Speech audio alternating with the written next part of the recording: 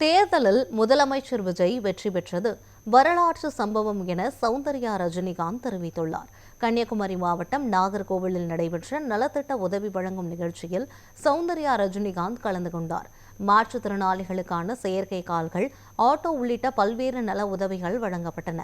இதையடுத்து செய்தியாளர்களை சந்தித்த அவர், தேர்தலில் விஜய் வெற்றி பெற்றது வரலாற்று சம்பவம் என குறிப்பிட்ட அவர், பல சவால்களை எதிர்கொண்ட விஜய் இனியும் பல சவால்களை சந்திக்க நேரிடும் என கூறினார்.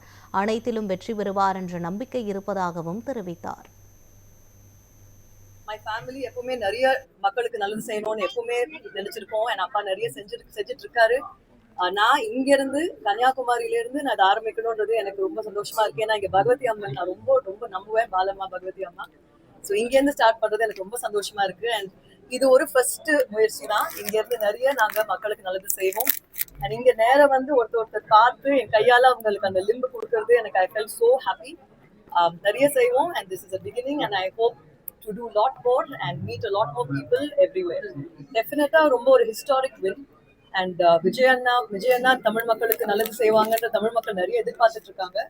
அண்ட் விஜய் அண்ணா அண்ட் டிவிகே கேடர் எல்லாரும் தமிழ் மக்களுக்கு நல்லது செய்யணும். அண்ட் கூட என் குடும்ப சார்பாக விஜய் அண்ணாக்கு we wish you all the best Anna. And நிறைய சேலஞ்சஸ் ஃபேஸ் பண்ணி வந்திருக்கீங்க, நிறைய சேலஞ்சஸ் வரப்போகுது.